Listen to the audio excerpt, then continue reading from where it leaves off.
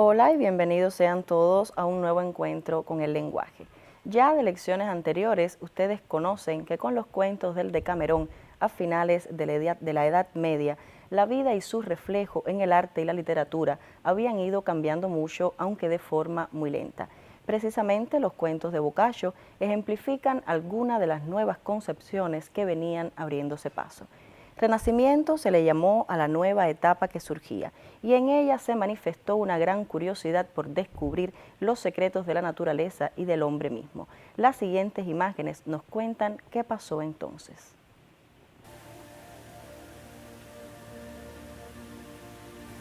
Algunos problemas atrás dije que la Edad Media la había inventado el Renacimiento, pero el Renacimiento se inventó solo. Eso no significa que la gente de los siglos XIV o XV hayan conjurado ese término, pero actuaban como si pudiesen llegar a hacerlo en cualquier momento porque se sentían muy entusiasmados por cuanto ocurría a su alrededor. Parte de lo que ocurría era ese mismo viejo desorden de antes y después. Guerras, injusticia, violencia, miseria. Lo que nosotros denominamos Renacimiento, después de todo, abarcaba del siglo XIV al XVI. Así que se sobrepuso con el final de la Edad Media durante más de un siglo. Pero había una diferencia importante. Existían serios problemas económicos, pero había más emprendimiento, más riqueza, más comodidad en el Renacimiento y también más competencia en el conspicuo consumo originado por la riqueza y la comodidad. Y una forma de consumo que se remontó fue en especial la cultura. La cultura que adoraba y perseguía la antigüedad con extraordinaria urgencia y pasión. Su literatura y arquitectura y artes visuales se encumbraron y sus logros hicieron que los contemporáneos sintiesen que vivían en una época en la que los hombres se hallaban al fin camino de reconquistar la grandeza de la antigüedad, esa antigüedad contra la cual Occidente se había enfrentado durante un milenio.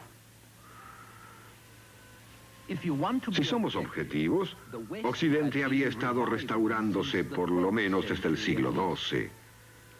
Las grandes catedrales no habían aguardado al siglo XIV. Y las generaciones anteriores habían traducido a los griegos que estudiaban la filosofía y las leyes de la naturaleza y realizaron mejoras tecnológicas.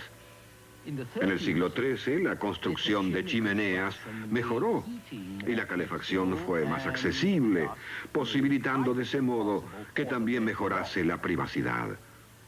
La chimenea probablemente influyó en el arte de amar más de lo que lo hicieron los trovadores y fomentó más individualismo que el que fomentaron los filósofos renacentistas. Y sin otro invento contemporáneo, las gafas, probablemente habríamos tenido menos filósofos de todos modos. Entre otros inventos del siglo XII estaba la rueca, que no solo abarató el hilado, sino que además introdujo el empleo de una polea para transmitir fuerza motriz. La carretilla, que redujo a la mitad la cantidad de personas necesarias para acarrear pequeñas cargas, reemplazando al hombre delantero por una rueda. Y hasta el botón, que revolucionó la historia de la vestimenta.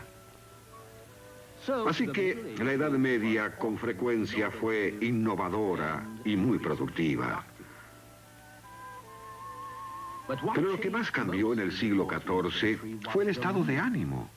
Quizás porque se estaba haciendo menos por la gloria de Dios y más por la gloria del hombre.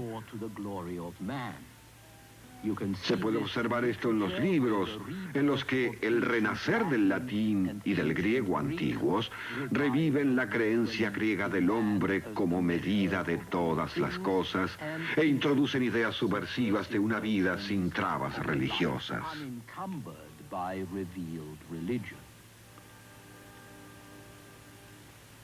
Es característico que este espíritu secularizador estuviera representado por hombres y a veces por mujeres que decían ser humanistas, porque se interesaban en la naturaleza humana y en los valores humanos. Para decirlo de otro modo, ellos trataban de descubrir el secreto de una vida buena y virtuosa. Y pensaban que podían encontrarlo no en los siglos recientes, donde ningún modelo parecía adecuado, sino mirando hacia atrás en la antigüedad.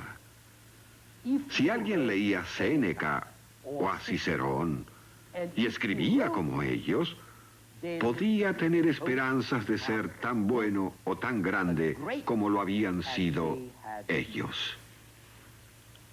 Así que los humanistas revivieron a los clásicos, estudiaron y enseñaron humanidades, suponiendo debían enseñarnos a ser buenos, o sea, virtuosos y honorables en privado y especialmente en público. Las humanidades enfatizaban el juicio personal, el mérito y las posibilidades del individuo, el libre albedrío del hombre, su superioridad sobre una naturaleza amorfa sin pulir, su deber ante la sociedad. Y todo esto se hallaba en los orígenes del currículum clásico que duraría hasta el siglo XX.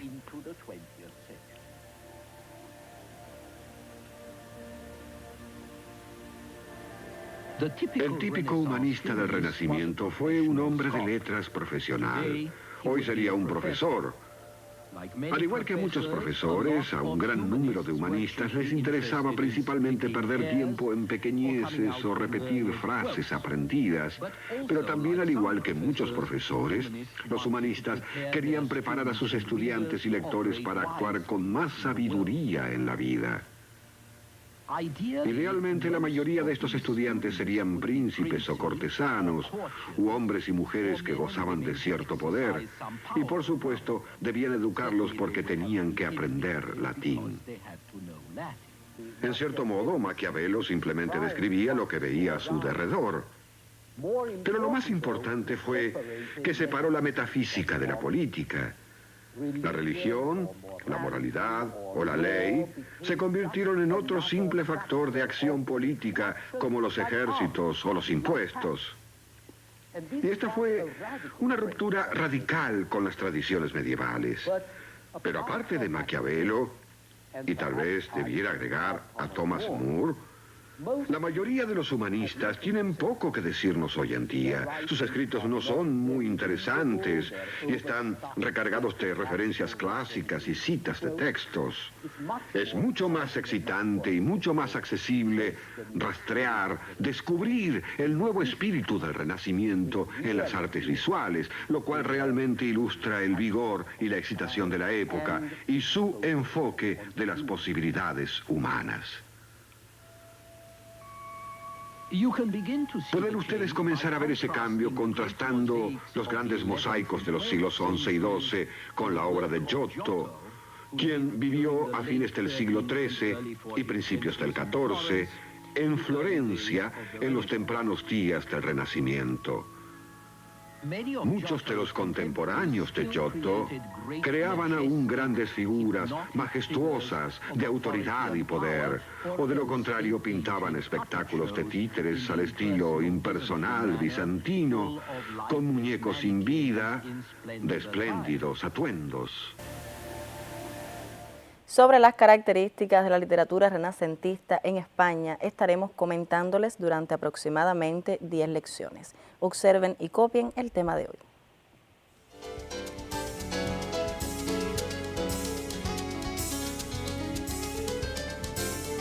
Tema: características del Renacimiento. La literatura del Renacimiento. La novela El ingenioso hidalgo Don Quijote de la Mancha, de Miguel de Cervantes y Saavedra.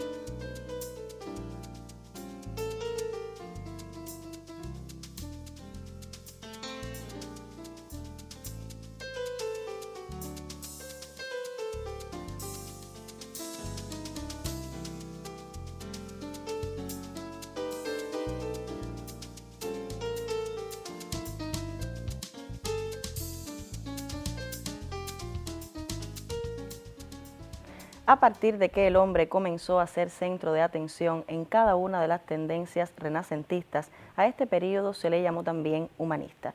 Federico Engels valora esta etapa de la humanidad de la siguiente manera.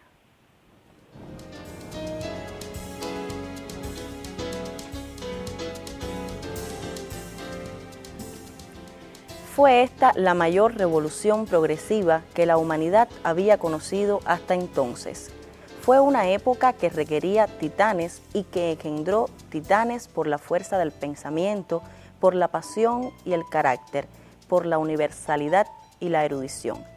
De los hombres que echaron los cimientos del actual dominio de la burguesía podrá decirse lo que se quiera, pero en ningún modo que pecasen de limitación burguesa. Lo que más caracterizaba a dichos héroes, que casi todos ellos vivían plenamente los intereses de su tiempo, participaban de manera activa en la lucha práctica, se sumaban a un partido u otro y luchaban, unos con la palabra y la pluma, otros con la espada, otros con ambas cosas a la vez. De aquí la plenitud de la fuerza de carácter que les daba tanta entereza.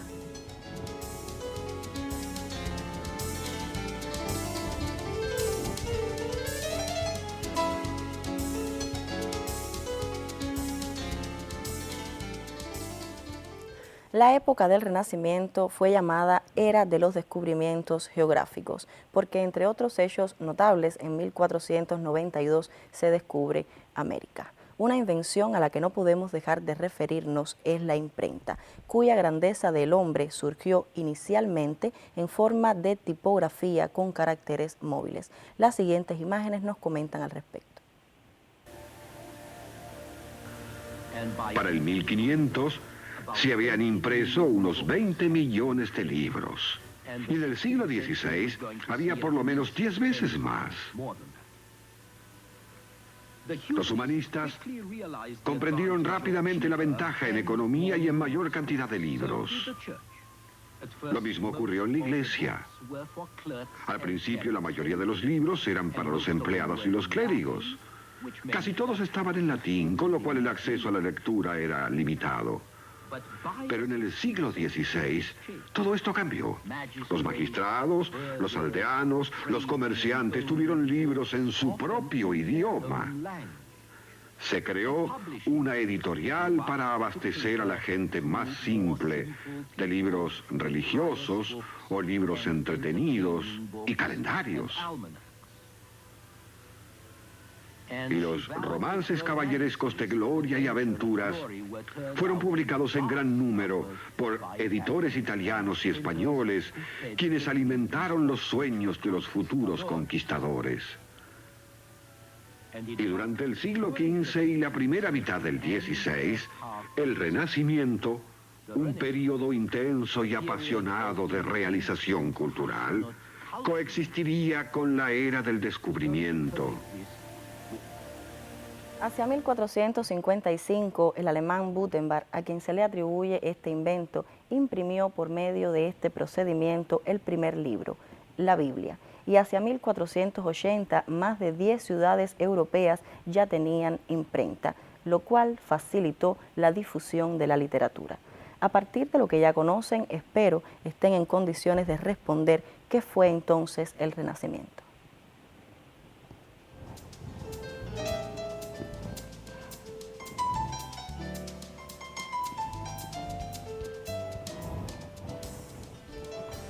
Renacimiento es el extraordinario movimiento cultural que se inicia a finales de la Edad Media, como resultado de la nueva concepción humanista del mundo que marcó el paso entre el feudalismo y el capitalismo.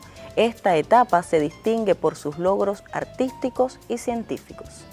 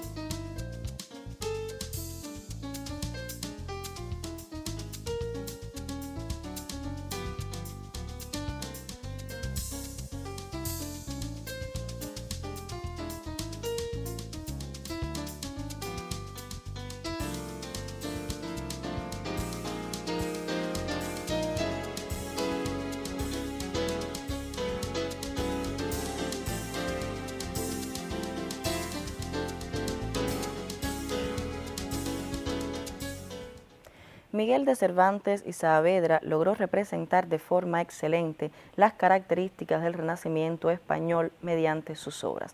Los invito a recordar quién fue este destacado escritor. Miguel de Cervantes, escritor. Una prisión en Madrid, 1605.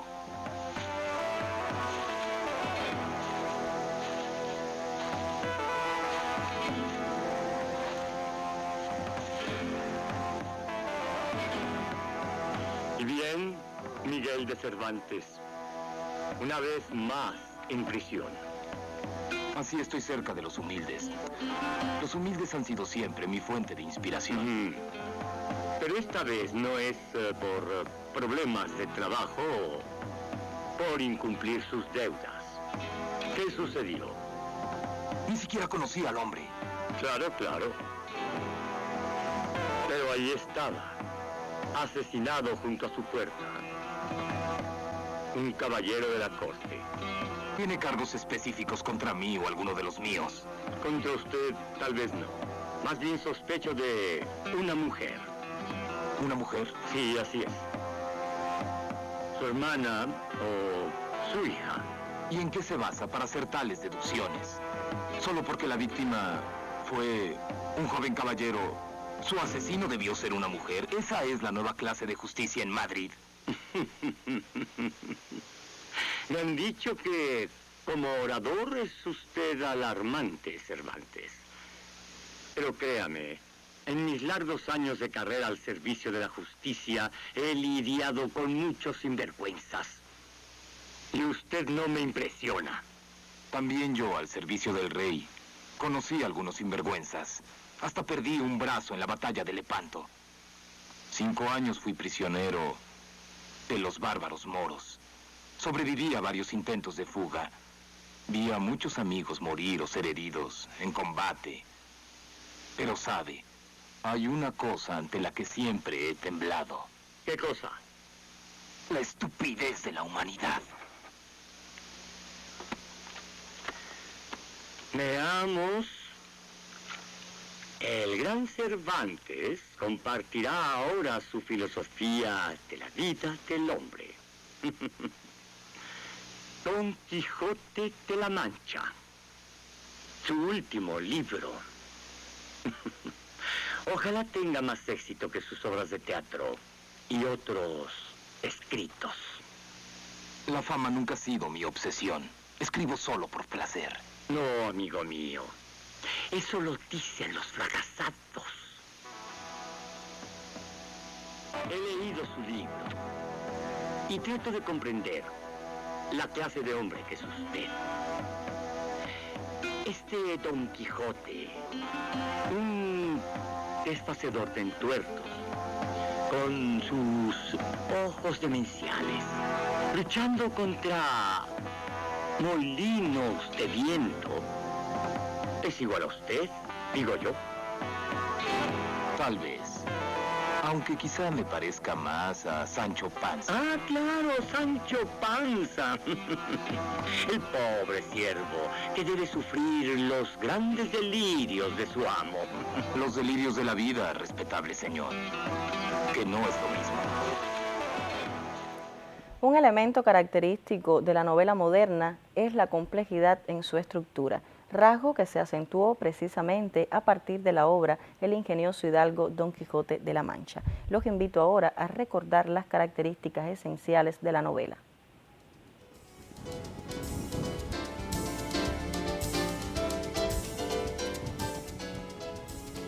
La máxima expresión del género épico en prosa es la novela. Igual que otras formas de la narrativa, poesía épica, cuento, relato, el argumento de la novela se ubica en un tiempo y espacio determinados. Posee un sistema de personajes generalmente amplio y emplea las distintas formas de elocución, aunque predomina en ella la narración.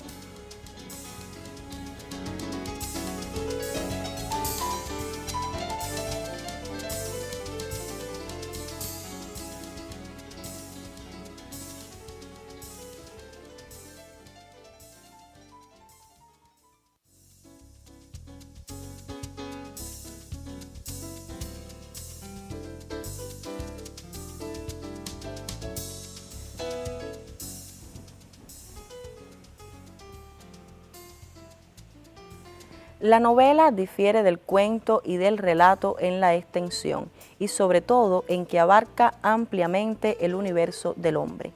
La novela posee una estructura compleja y la unidad de contenido y forma se manifiesta con mayor riqueza.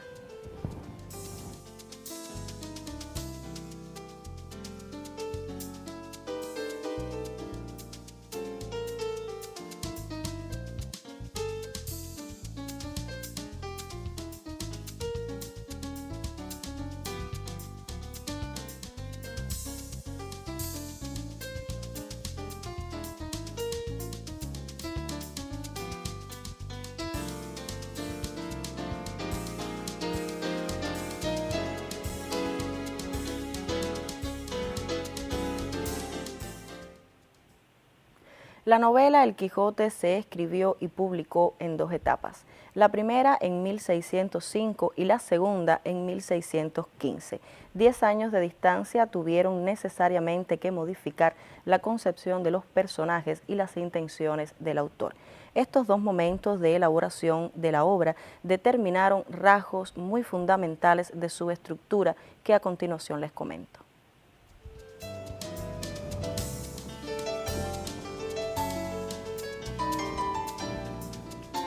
Rasgos fundamentales de su estructura. 1. División en dos partes, 52 capítulos la primera, 64 capítulos la segunda. Diferentes salidas que hace el caballero.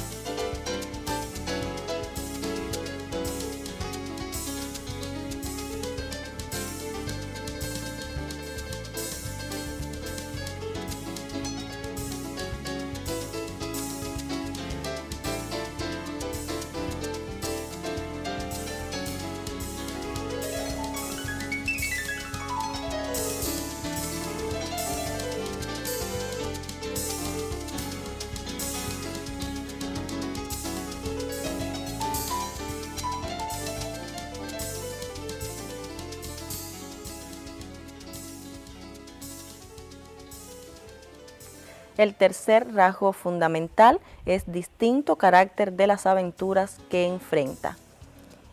Y el rasgo número cuarto, inclusión de las llamadas novela dentro de la novela, las cuales constituyen narraciones más o menos cortas que se insertan en el relato principal, pero mantiene la acción central.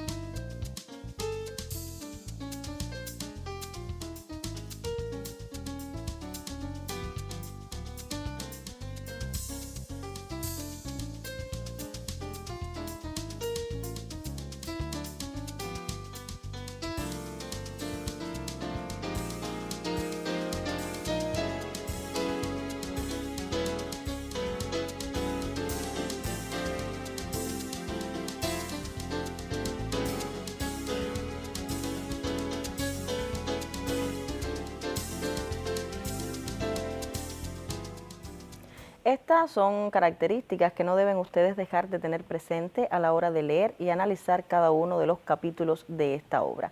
Ahora les voy a mostrar una lámina que nos comenta sobre las intenciones del autor al escribir la obra.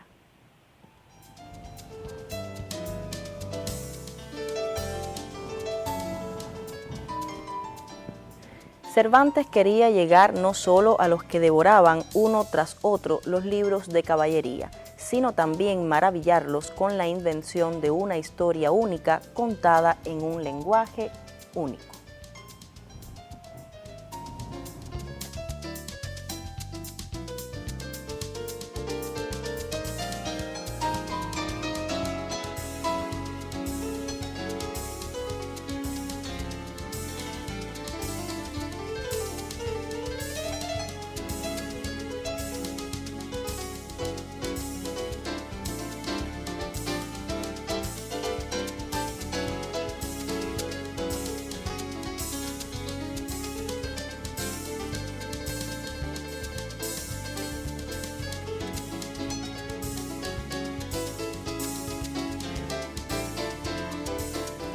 Ya saben ustedes que el público lector de la época de Cervantes había tomado gran afición a los libros de caballería que narran aventuras de caballeros andantes.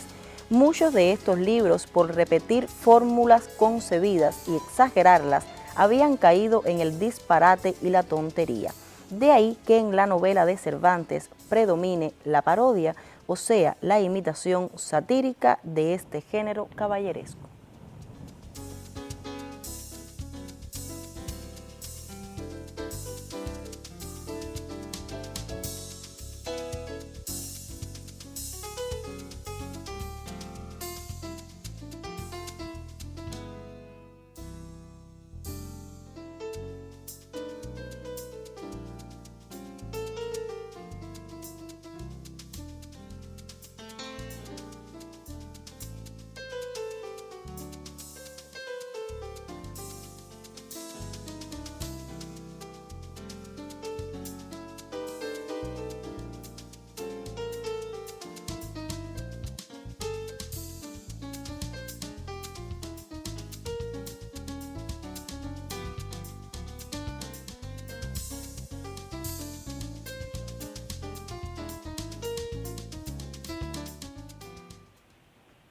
Entre los grandes méritos de un creador literario está el hecho de concebir personajes que no solo vivan las circunstancias de la ficción inventadas para ellos por su autor, sino que posean tal consistencia que perduren fuera de la obra en la memoria de los hombres. Tal es el caso del Quijote.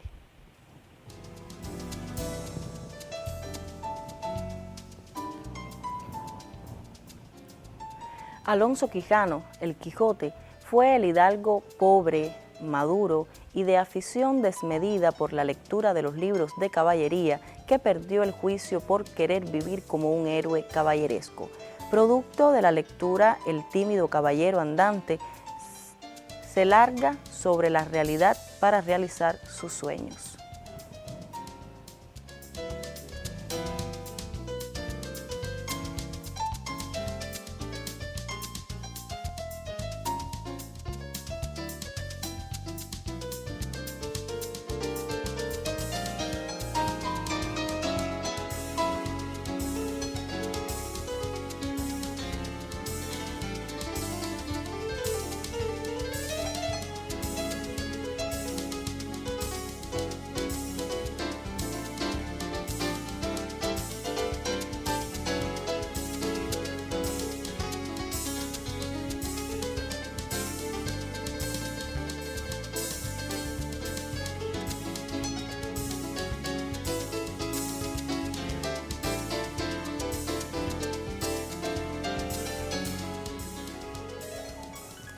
Alonso Quijano es un típico hidalgo de su época y les comento que al hidalgo español lo caracterizaban el prestigio de las armas y la incapacidad para la vida práctica, mientras que Don Quijote no se adapta al estrecho marco de su casa solariega y sale al mundo aspirando transformarlo a semejanza de su ideal. Los ideales de la caballería eran nobles: establecer la justicia en el mundo, el sentido del honor, el espíritu de sacrificio y la generosidad del caballero. Se hicieron proverbiales. Por todo esto se hallaba en profunda contradicción con la amarga realidad. De ahí nace el conflicto central de la obra: denunciar los males que aquejaban a la sociedad española de su tiempo.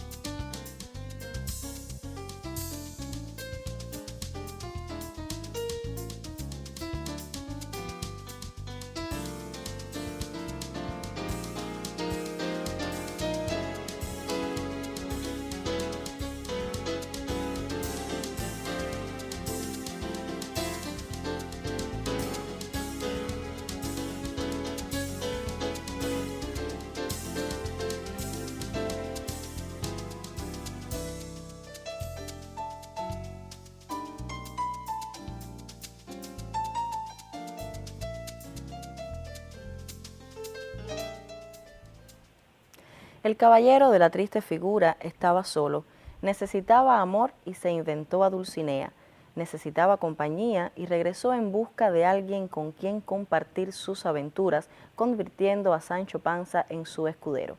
Observen y copien una nota al respecto.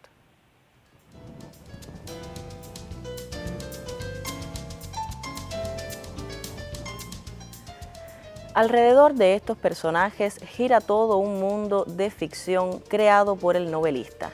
El ama, la sobrina, el cura, el bachiller Sansón Carrasco, los duques y tantos otros que perfilan la realidad de aquella España y mediante los que se pone de manifiesto un importante procedimiento de la obra, el contraste, pues ellos reflejan la realidad mientras que el Quijote encarna la fantasía.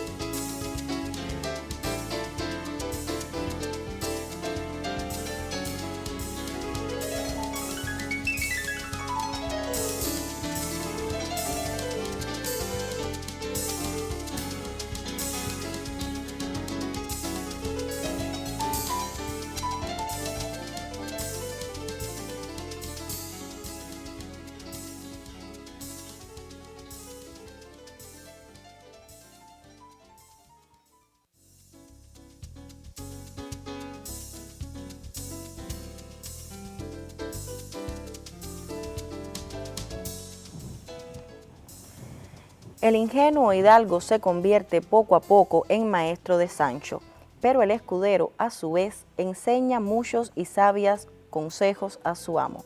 Los dos unidos completan la visión simbólica de la humanidad.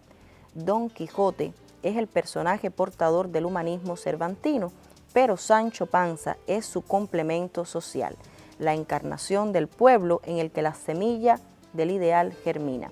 Por eso, al fin, cuando muere Alonso Quijano en su cama y ya Don Quijote había muerto mucho antes, el escudero, contagiado de la noble locura del caballero, no se resigna.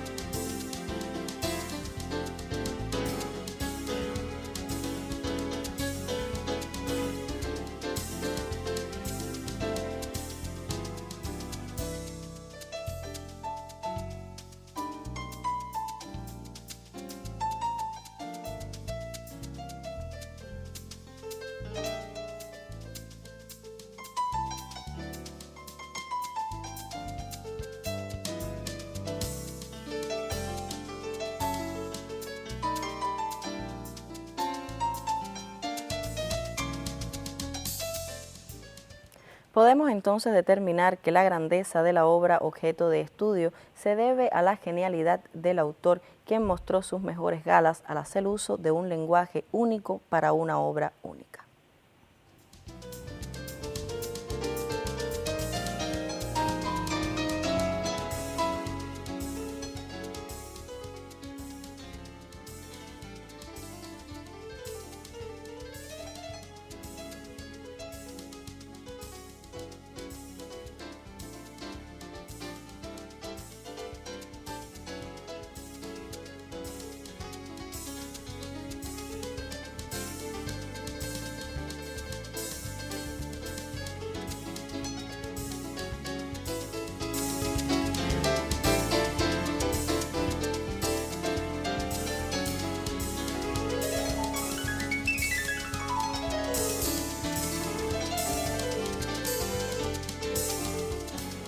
La lengua de Cervantes sirve como el más flexible y fiel instrumento, lo mismo para un inflamado discurso de Don Quijote que para ensartar graciosamente los refranes de Sancho, para descubrir las menudas ocurrencias cotidianas o para dar cuerpo verbal a los pasajes de mayor hondura humana.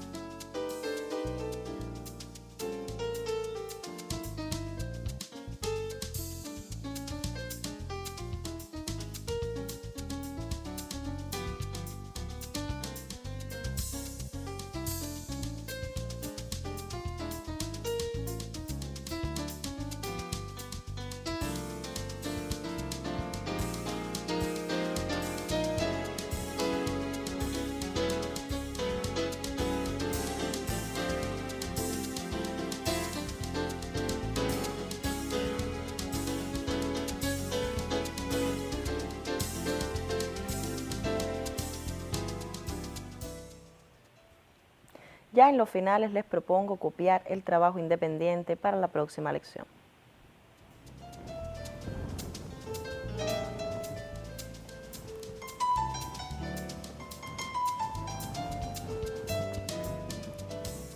Trabajo independiente. Lee el capítulo 1 de la obra El ingenioso hidalgo Don Quijote de la Mancha. Inciso A, resume el argumento.